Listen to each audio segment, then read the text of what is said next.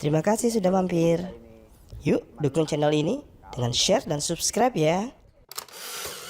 Oh, gitu ya Ustadz.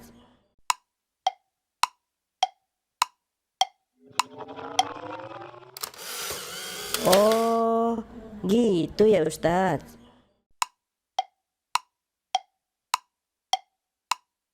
Ustaz, kalau di Iya. dunia Islam gitu Ustaz, itu dulu kaum muslimin itu ketika mereka punya kekuasaan, punya kekayaan, bahkan mungkin kaum non muslim itu mungkin tidak sehebat mereka bahkan prestasinya gitu. Itu perilaku kita sebagai muslim itu gimana Ustaz? Kalau masalah itu nggak ada duanya deh.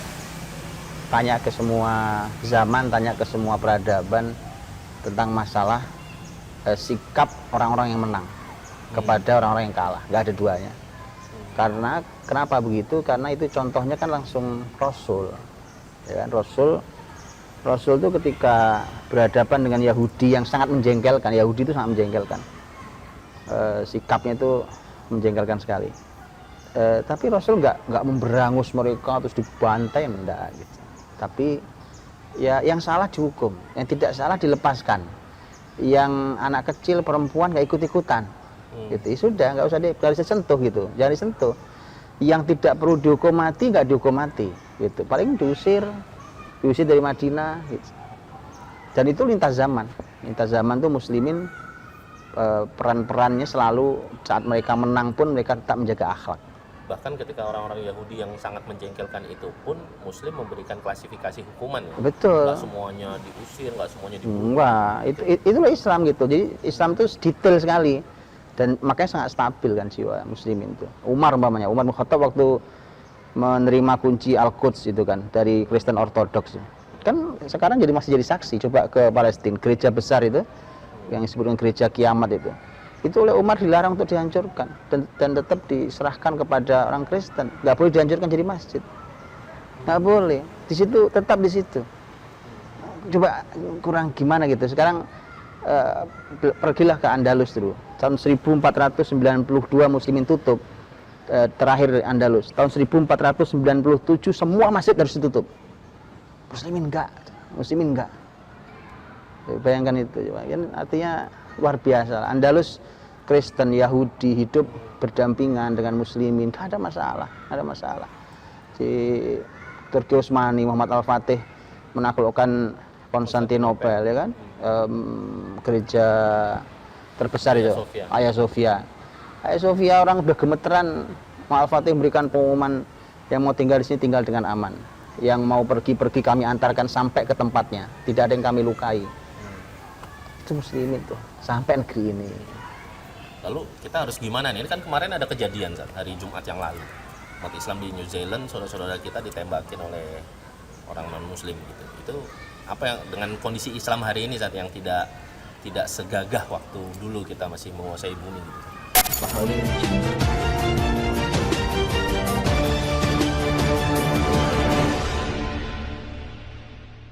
On the shooting attacks on two mosques in the New Zealand city of Christchurch. Untuk memperbarui informasi pasca serangan teroris di Masjid Al-Nur, kita New Zealand के शहर क्राइस्टचर्च की दो मसाजिद में फायरिंग का वाकया पेश आया है. The horrific terror attack that unfolded in New Zealand overnight.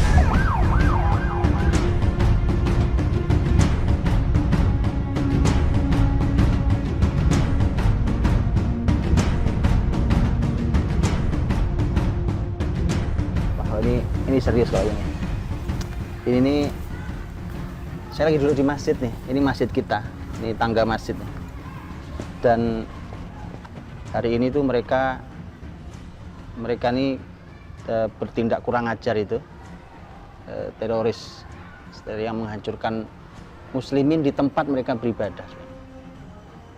Tanya deh ke zaman Islam manapun, kapan muslimin menyembelih orang Kristen di gerejanya gitu, lagi sholat, lagi beribadat versi mereka, atau orang Hindu, Buddha.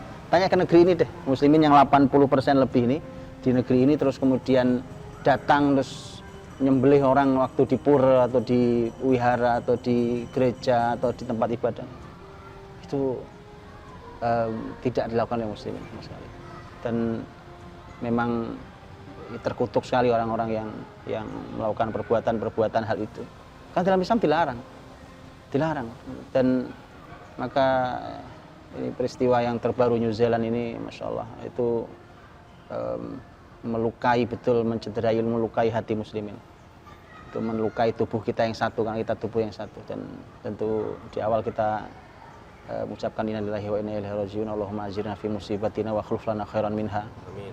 Bahwa ya mudah-mudahan Allah memberikan pahala dari musibah ini dan memberikan ganti yang lebih baik dari musibah ini. Kita turut berduka atas syahidnya saudara-saudara kita di New Zealand dalam jumlah yang tidak sedikit, karena satu nyawa saja mahal, apalagi sampai 49 orang, belum yang terluka. Saya bisa merasakan betul perihnya hati Nabi saat itu, mungkin lebih dari ini, tapi dulu muslimin pernah juga dibunuh gitu ya, apalagi yang dibunuh dulu adalah para ahli Al-Quran itu. Ada 70 orang gitu ya, peristiwa apa itu? Ditipu dulu, ada namanya, ada peristiwa Bi'r Ma'una. Ada, itu sedih Nabi SAW, dan kesedihan luar biasa. Saya yakin seluruh muslimin juga merasakan sedih yang sama itu. Gak manusiawi, sangat tidak, nggak usah bicara agama deh, sangat tidak manusiawi gitu. Dan makanya ini menjadi satu pelajaran mahal gitu, bahwa muslimin ini, mengapa sih sama Allah kita diperintahkan untuk menyiapkan diri. Kalau masalah ketidakadilan ya, ketidakadilan sikap, mau sikap apalah itu, mau sikap media, mau sikap negara-negara hari ini yang sering dibicarakan di mana-mana lah, media sosial, di mana kalau bicara teroris yang pelakunya muslimin geger dunia, kemudian semua langsung segera menuduh kata teroris. Hari ini orang susah banget nyebut kata teroris gitu ya. Orang hanya menyebut lelaki yang bersenjata lah, orang yang tidak dikenali menembaki apa. Orang gila gitu ya. Sulit sekali mereka menyebut. Ya oke lah, memang muslimin memang tidak perlu banyak berharap ada keadilan mereka, karena yang punya keadilan itu muslimin gitu. Ya biar juga tidak terlalu kecewa. Mereka tidak pernah adil hal ini. Gitu. Dan makanya kalau masalah sikap itu sudah oke lah. Memang mereka orang-orang yang mau bicara demokrasi, mau bicara keadilan, mau bicara tentang apalah kemanusiaan, bicara tentang hak asasi manusia, itu semuanya omong kosong, itu standar ganda. Mana yang penting tidak menguntungkan Islam dan muslimin. Kalau mau data, sabrek data hal itu. Makanya muslimin juga tidak usah berharap mencari keadilan di mereka, itu sama aja mencari keadilan di kandang serigala. Jadi berharap ya hanya pada Allah. Ya, dan harus berharap pada muslimin. Maka lihat ayat, ini pelajaran buat kita. Ini sudah terjadi dan tidak boleh terulang pada muslimin. Sebenarnya memang ada sentuhan yang teguran yang mahal, karena semua ini tidak terjadi kecuali memang kita harus akui kita dalam keadaan lemah. Gitu. Di seluruh dunia. Di seluruh dunia. Alhamdulillah, kenaikan muslimin ada, tapi kita dalam keadaan lemah ya. Kenapa? Karena kan sudah sangat banyak dibicarakan ya oleh para ustadz, para ahli ilmu. Dahulu bukan satu orang dibunuh loh, bukan 10, bukan 49 orang dibunuh. Satu perempuan teriak di negeri lain, gitu ya. Itu dulu khalifah mengirimkan pasukan. Itu terjadi di banyak tempat, ya kan? Wa Mu'tasimah, peristiwa yang besar, Mu'tasim billah. Al-Hajibul Mansur di Andalus juga sangat luar biasa legendanya. Jadi Harun Ar-Rasyid juga sama gitu. Sampai Harun Ar-Rasyid kalimatnya, tunjukkan saya kota Kristen yang paling kuat yang mana gitu. Itu hanya gara-gara teriakan satu orang lah gitu ya, sesuatu. Itu masa kuat. Hari ini Masya Allah ya ini pelajaran tentang mahal. Makanya kenapa begini, kenapa ayatnya mengatakan wa aidullahum mastata'tum min quwwah wa min ribatil khaili turhibuna bihi aduwallahi wa aduwakum. Jadi ayatnya jelas. Persiapkanlah oleh kalian kekuatan kalian yang kalian mampu dan kuda-kuda yang terlatih. Itu ayat loh gitu. Sama dengan kita disuruh sholat, sama gitu. Ayolah dirikan sholat, bayar zakat, sama sekarang siapkan kekuatan, itu muslimin gitu. Dan lihat coba apa targetnya, turhibuna bihi aduwallahi wa aduwakum. wa akharina min dunihim la ta'lamunahumullahu ya'lamuhum. Jadi tujuannya supaya kamu menakut-nakuti. Jadi persiapan muslimin dengan kekuatan fisiknya, kekuatan bahkan kalau dalam tafsirnya dia artinya kekuatan memanah, kuda yang terlatih, atau dengan tafsiran versi hari ini bisa sniper menembak hari ini, atau kemudian kendaraan-kendaraan yang bisa kita kuasai. Justru tujuannya untuk menakuti musuh Islam. Mengapa? Pertama, muslimin itu yang adil. Muslimin tidak boleh membuat masalah kalau sedang damai. Yang kedua, kalau kekuatan di tangan muslimin malah aman. Ketika muslimin tidak kuat seperti hari ini, diisengi terus. Kalau diisengi, muslimin gak ada yang gak ngelawan, pasti ngelawan. Gak mungkin gak ngelawan. Mana darah netes, apalagi sampai mengucur darah netes, muslimin akan nuntut kok. Tanah sejengkal hilang akan dikejar oleh muslimin. Itu muslimin, gak ada yang muslimin diam tuh, gak ada cerita. Gitu. Akhirnya kemudian pasti terjadi rame. Begitu kan. Tapi kalau kekuatan muslimin punya, musuh juga takut, akhirnya dia minggir. Jadi logikanya harus dibalik. Maka muslimin tidak akan cari masalah di saat damai. Maka akan damai semua. Tapi juga Allah sudah ingatkan, wa yuridu ay yakhda'uka fa inna hasbakallah walladzi ayyadaka binasrihi wa bil mu'minin. Tapi kalau mereka juga ternyata berniat untuk merekayasa, menipumu, membuat konspirasi, maka cukuplah untuk kalian Allah. Cukuplah untukmu Allah. Ini untuk Nabi Muhammad SAW. Dan Allah yang akan menolongmu dengan pertolongannya dan dengan mukminin. Dengan muslimin ini harus bersatu. Nah, persatuan itu dimulai dari ayat setelahnya mengatakan tentang wa alafa baina qulubihim.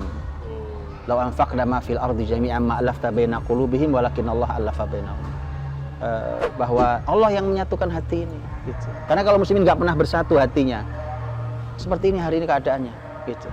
Jadi muslimin harus nyatu hatinya, muslimin harus menguatkan semua persiapan fisik, kekuatan fisik, senjata, kendaraan, itu tugas muslimin. Dan kalau sudah seperti itu, maka yang hadir adalah pertolongan Allah. Kemudian yang hadir adalah bahwa musuh-musuh Islam tidak berani nyentuh muslimin dengan keburukan, tuh nggak berani. Jadi ya ini teguran keras buat kita semua di sini. Teguran keras buat dari Allah untuk kita semua, dan teguran keras tentang sejarah sebenarnya. Jadi sejarah sedang menegur kita karena si teroris pembunuh kejam yang di New Zealand ini kan beritanya kan senjatanya ditulisi nama-nama itu, nama tahun itu adalah inspirasi dia, dan itu semua sejarah. Itu sejarah peperangan, bahkan sejak perang zaman-zaman dahulu. Perang Tours di Prancis dulu, itu Bilatus Syuhada dulu.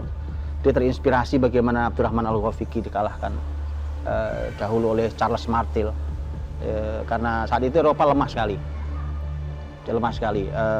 Mungkin dia sedang memposisikan posisi itu hari ini. Jadi posisi mulai terdesak, terus dia ingin terinspirasi dari Charles Martel yang tampil sebagai pahlawan. Tiba-tiba muslimin yang kuat sekali di bawah Abdurrahman Al-Ghafiqi itu kemudian bisa dipukul kalah oleh Charles Martel, bahkan Abdurrahman Al-Ghafiqi syahid di tempat itu dan menjadi Bilatus Syuhada. Jadi itu syuhada di mana-mana. Artinya ya dia terinspirasi oleh sejarah untuk itu, versi mereka, dan makanya teguran sejarah buat kita. Muslimin, ayo belajar sejarah. Demi Allah, orang bangkit dengan sejarah. Karena semua sejarah muslimin adalah keemasan, sejarahnya adalah sejarah yang gemilang, gitu ya. Dan kalaupun ada sejarah yang berdarah di muslimin, justru menjadi pelajaran buat kita. Itu saya kira mudah-mudahan gitu ya, Allah terima syuhada yang wafat, mudah-mudahan Allah berikan kesabaran buat keluarganya, orang-orang yang dicintainya, dan semoga Indonesia peduli. Semoga negeri ini peduli bahwa itu saudaranya.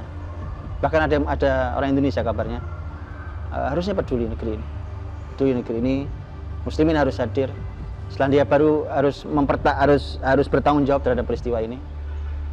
Orang itu jelas kalau dalam Islam hukumannya mati, siapapun dia. Dan satu lagi sebenarnya harusnya dicari bukan cuma dia, karena jangan-jangan di balik dia adalah walaupun dia mengakunya sendiri, tapi siapa tahu mungkin seperti halnya hari ini teroris mengejar teroris. Nah, tidak boleh terulang kepada orang-orang yang tidak bersalah. Semoga Allah lindungi kita semuanya, dan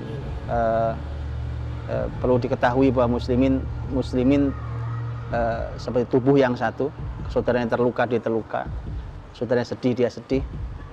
Tidak boleh ada darah menetes kecuali harus tuntut. Tidak boleh ada tanah sejengkal yang hilang kecuali harus dikembalikan. Wallahu a'lam. Oh, gitu ya Ustadz.